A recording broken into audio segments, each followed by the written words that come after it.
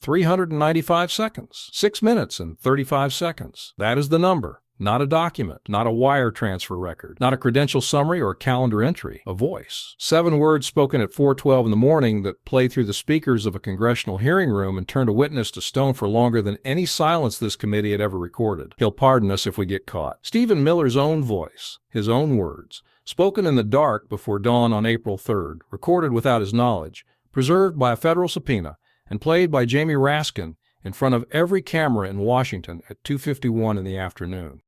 Raskin had been waiting 9 weeks for this moment. Miller had no idea it existed. Here is exactly what happened. The hearing had been running for 23 minutes. Standard procedure. Republican members had asked about border enforcement metrics, operational priorities, budget allocations. Miller had answered each one with the practiced fluency of someone who has testified before Congress many times and knows exactly how to fill the allotted time without saying anything that can be used against him. He looked almost bored. He checked his notes twice. He leaned back slightly in his chair. That was the last comfortable position he would find in that room. Because Jamie Raskin had walked into the hearing carrying nothing, no briefcase, no folder, no stack of documents, just a small black audio recorder in his jacket pocket and 9 weeks of preparation that nobody outside his immediate staff knew about. Raskin is not a politician who grandstands. He is a constitutional law professor who became an impeachment manager. He spent years teaching the legal frameworks that govern how power is exercised and how it can be abused. He knows that the most devastating evidence is not the evidence that surprises the witness. It is the evidence that plays back in the witness's own voice something the witness believed was gone forever. At 2:48 p.m., the chairman recognized him. Raskin did not open a folder. He did not produce a document. He reached into his jacket pocket and set the audio recorder on the desk in front of him. "Mr. Miller," he said, and his voice carried the particular quiet of someone who is about to change the entire direction of a proceeding. "Before I begin my questioning, I want to play something for this committee and for the American people watching." Miller's face registered nothing. Politicians play audio in hearings. It happens. He had prepared for audio. He thought he knew what existed. This is a recording obtained through a sealed federal subpoena of telecommunications records. The call was placed at 4:12 a.m. on April 3rd of this year. The participants have been confirmed through voice analysis and phone records. One of those participants is currently under criminal investigation by the Department of Justice. The other is a senior White House counsel. The room shifted, not gradually, instantly. The specific shift that happens when everyone present simultaneously understands that something is about to be said that cannot be unsaid. Miller's lead attorney leaned forward. His second attorney reached for her pen. His third attorney looked at the recorder on Raskin's desk and did not look away. "Mr. Miller, before I press play, do you recall participating in a phone call at 4:12 a.m. on April 3rd with White House counsel and an individual currently under DOJ investigation?" Miller's answer was careful, measured. The answer of someone who has been told by his legal team to confirm nothing and deny nothing. "Congressman, I participate in numerous confidential communications in the course of my official duties. Many of these are protected by executive privilege and attorney-client privilege. I cannot confirm or deny specific conversations without reviewing the legal basis for their disclosure." Raskin nodded once, slowly. The nod of someone who expected exactly that answer and is ready for what comes next. Executive privilege. Attorney-client privilege. We will return to those claims in a moment. He picked up the recorder first. "I want this committee and the American people to hear what was said at 4:12 in the morning." He pressed play. The audio quality was not what anyone expected. Not a wiretap. Not a recording made across a room with ambient noise and distortion. Direct capture from telecommunications infrastructure. Every word clear. Every pause audible. Every breath present. Miller's voice came through first. Unmistakable. The same voice that had been answering questions for 23 minutes. The same cadence. The same register. No question about whose voice it was. "I am telling you both. If this comes out before the election, we are finished. All of us." A second voice, male, slightly older, later confirmed as White House counsel. "Stephen, we have protocols. The documentation is compartmentalized. Treasury has been instructed to classify the relevant reports under national security review. Nobody outside our circle knows the full scope. Miller again. And if someone talks? If one of the contractors decides to cooperate with investigators? A third voice. Younger. Later identified as the individual under DOJ investigation. That is not going to happen. We have assurances, financial assurances, and other considerations. People understand what is at stake. Miller. And if it does happen, if somehow this reaches a grand jury? A pause. 5 seconds. 6. 7. Then Miller spoke the 7 words. He'll pardon us if we get caught. That is already understood. The president knows what we are doing. He authorized it. If it becomes public and there are charges, he will issue blanket pardons before he leaves office. We just need to keep this contained until then. Raskin pressed stop. What happened in the room in the next 4 seconds is difficult to describe in terms that capture the actual weight of it. Journalists who had been in that gallery for years later said they had never experienced a silence like it. Not the silence after a dramatic document reveal. Not the silence after a hostile exchange. The silence of a room full of people who have just heard something that restructures everything they thought they understood about what they were covering. A committee member from Ohio who had spent the morning defending Miller's record sat completely still with both hands flat on his desk and did not move for 11 seconds. 3 camera operators who had been repositioning throughout the hearing stopped moving simultaneously. Miller's lead attorney was on his feet immediately. Mr. Chairman, I move to strike this recording from the record on grounds of attorney-client privilege. This conversation clearly involved legal counsel and is therefore protected. Raskin cut through him without raising his voice, simply talked over him the way someone talks over an argument they have already addressed in advance. Counselor, attorney-client privilege does not protect communications made in furtherance of a crime. The crime-fraud exception is established federal law. Your client just stated on a recorded call that the president authorized whatever activity they are engaged in, that they expect criminal charges, and that they have arranged blanket pardons in advance.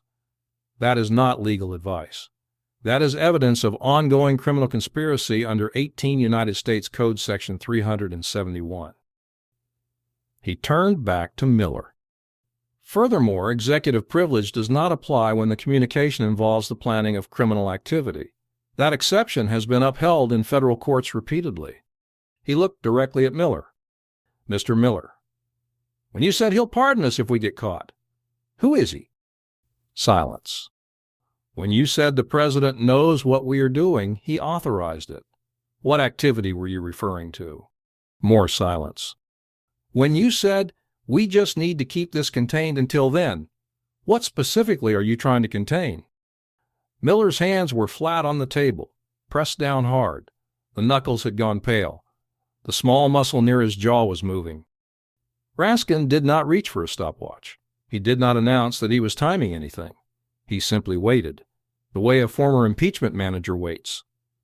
With the patience of someone who understands that every second of silence is being recorded and will become part of the permanent record.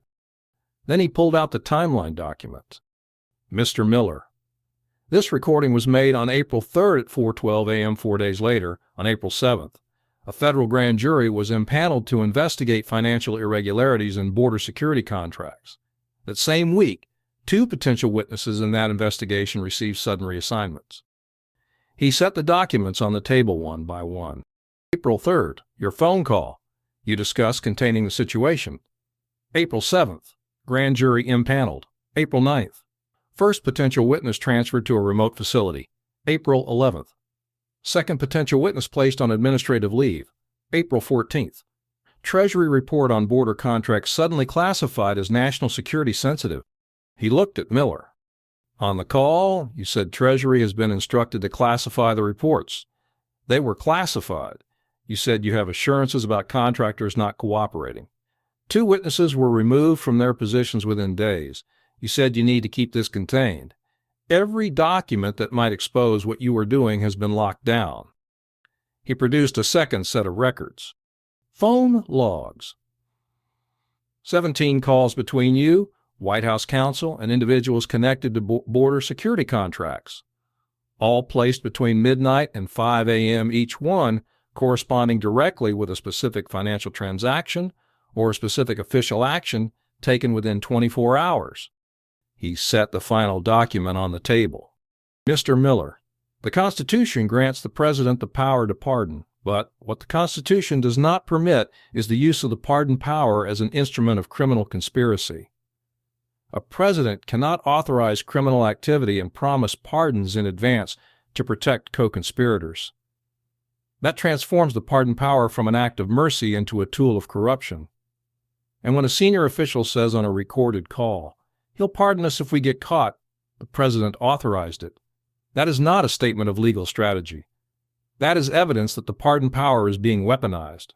He folded his hands.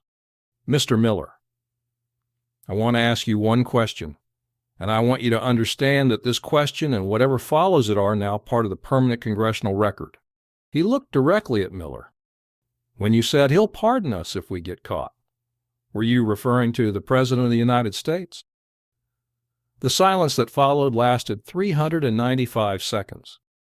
6 minutes and 35 seconds. Multiple people timed it. Congressional staffers, journalists, legal analysts watching the feed live from other buildings, all of them counting, all of them watching the same thing. A man who had spoken 7 words into a phone at 4:12 in the morning and now could not find a single word to say in response to them in the afternoon. At no point during those 395 seconds did Miller attempt to deny the recording. At no point did he claim it was fabricated or taken out of context. At no point did he offer an alternative explanation for what the 7 words meant. He sat, hands on the table, face pale, jaw set, eyes forward. His attorneys wrote. Crossed out. Wrote again, did not stand. At 395 seconds, Raskin looked at the chairman. The witness has declined to answer. I move to enter the complete audio recording, all associated phone records, the call timeline documentation, and the cooperating witness testimony into the congressional record. I further move to refer this matter to the Department of Justice for criminal investigation under federal conspiracy statutes and for examination of whether the pardon power has been weaponized in violation of the constitutional framework. Both motions passed. No dissenting votes. Raskin gathered his materials. He picked up the audio recorder, the small black device that had been sitting on the desk since he placed it there, and held it up for a moment before setting it into his folder. 395 seconds. That is how long you sat protecting whoever authorized what is on that recording. But recordings do not disappear. Phone records do not disappear. And the 7 words your own voice spoke at 4:12 in the morning are now in the permanent congressional record. He closed the folder.